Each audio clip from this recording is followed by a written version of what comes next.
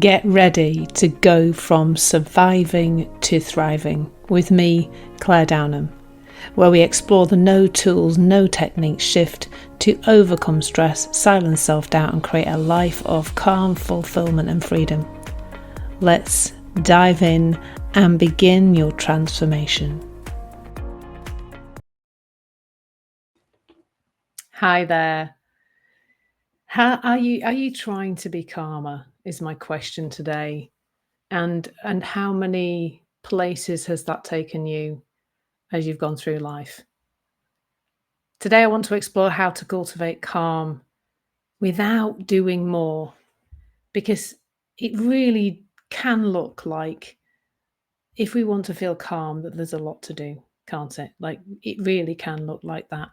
I remember a point when I probably wouldn't have said I was trying to feel calm. I probably would have said I was trying to feel motivated or productive or procrastinate less. It was generally around that. But I just wanted to feel okay. I wanted to feel like doing things.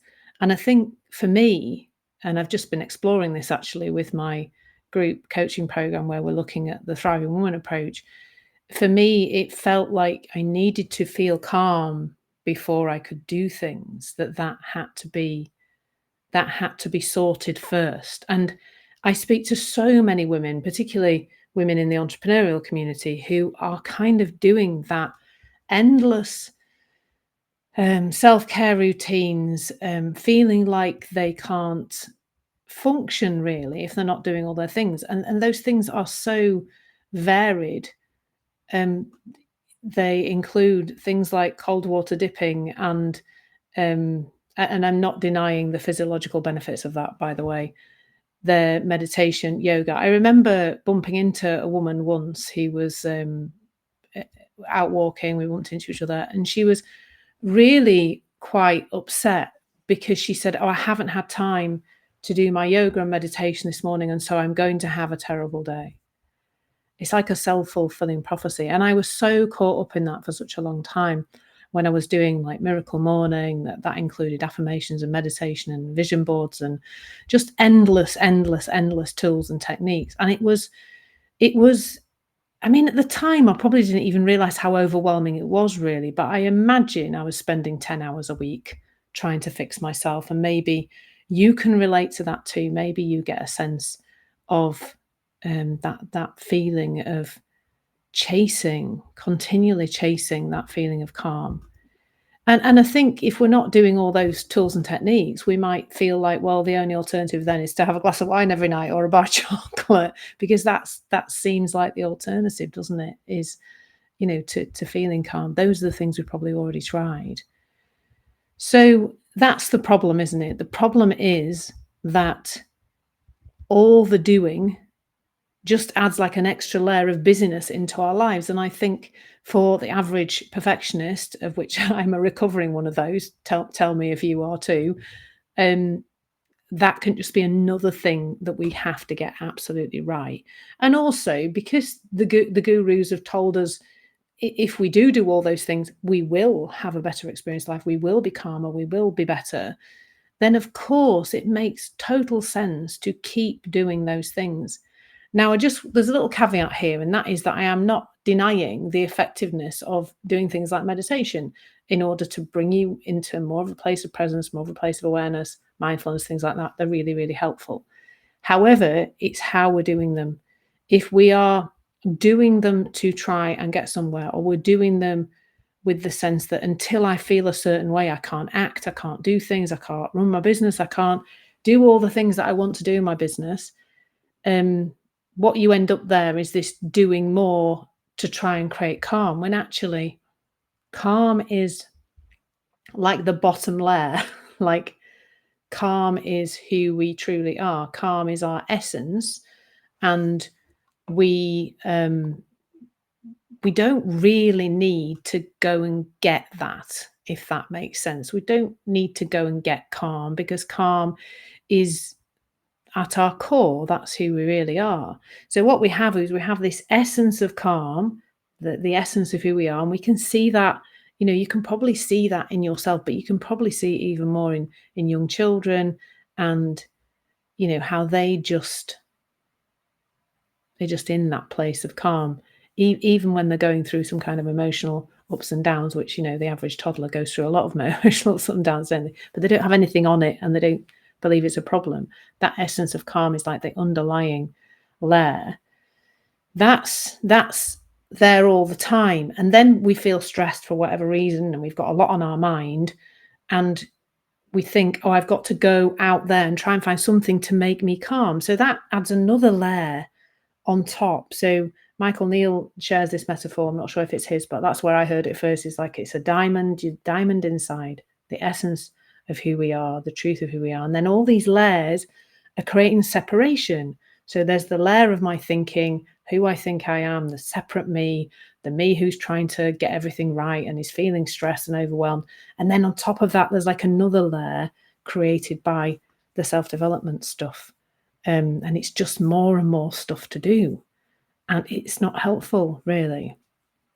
And it creates even more stress. I remember when I was in the thick of self-development, it was really taking so much time. And I wasn't really getting that much done in my business. I get a lot more done these days because I'm not waiting to feel a certain way. We're just stuck in a cycle with it, aren't we, really? Trying to find the calm out there in the tools and the techniques and the effort and the trying harder, trying. I mean, I when I respond to people who reach out to me, quite often the word trying comes up. I'm trying really hard to make myself feel calm. And the entanglement there is that thought is creating the reality. As David Baum says, thought creates reality, and then says, I didn't do that. And then my little addition to that is, and then thought says, but I know how to fix it, which is, it's thought trying to fix thought. It's beliefs trying to fix beliefs. It's belief on belief on belief. It's so entangled and it's tiring. And maybe you've really noticed how you are working really hard and trying really hard to be calm. You've tried all the original things that we thought were going to bring us happiness, like career and, relationship and the right house and car, and then, maybe a few glasses of wine on an evening and scrolling and whatever else, like all the stuff that's not so good for us. And now you've gone, oh, I know, I'm going to do all the things that are good for me. And so now you're doing all of those to the nth degree. And you're noticing that you still don't feel okay. You still feel stressed. You still feel maybe even more overwhelmed.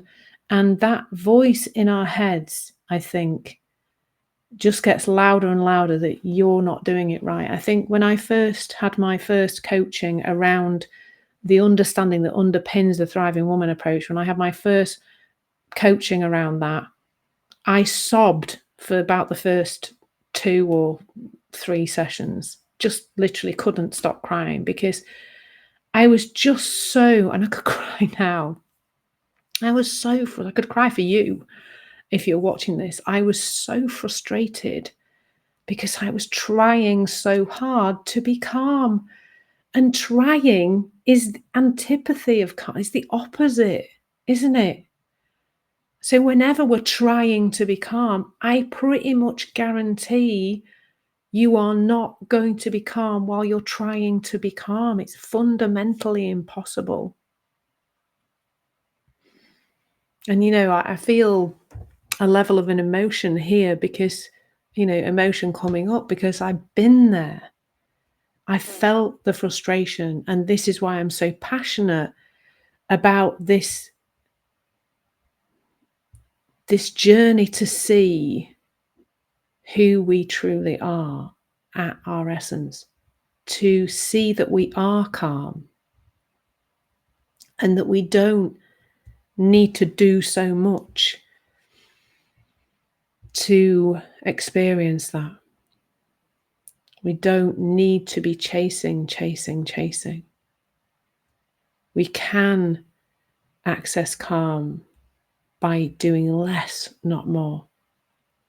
And in fact, that is the only way, really. And when I say doing less, I mean doing less of all these tools and techniques and emotional management and endless, I don't feel okay, so now I've got to go off somewhere and manage that, and then I can come back and live my life. The real healing is happening every day for me now, in the doing, in the taking action, in the feeling. I'm at the moment building the Thriving Woman Approach membership, and there is resistance. Nobody's going to want this. It's not going to be there's all this stuff, and I find myself folding washing for a while and making kombucha. It was the other morning when I was procrastinating. And then I see it, and I feel it, and off we go. We go forward again.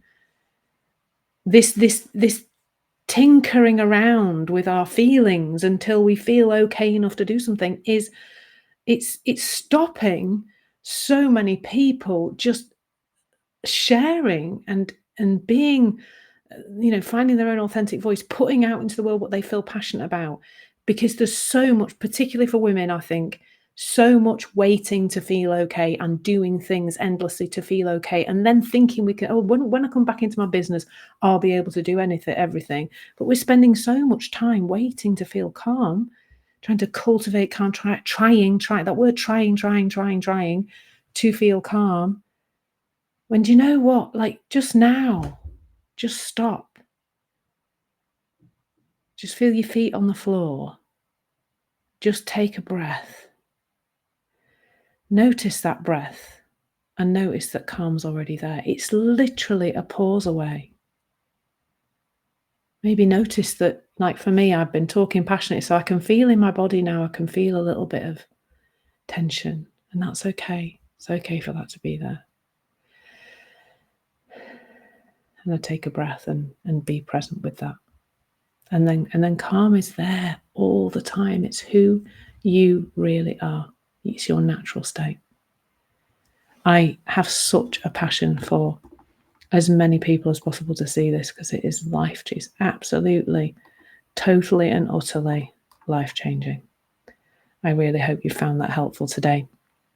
Please check out the Thriving Woman Approach, which is available on my website. Take care. Lots of love. Thank you for tuning in to explore your journey from surviving to thriving. For more insights and resources, please visit my website www.claredownham.com and explore the Thriving Woman Masterclass. Remember, thriving is within your reach. See you next time.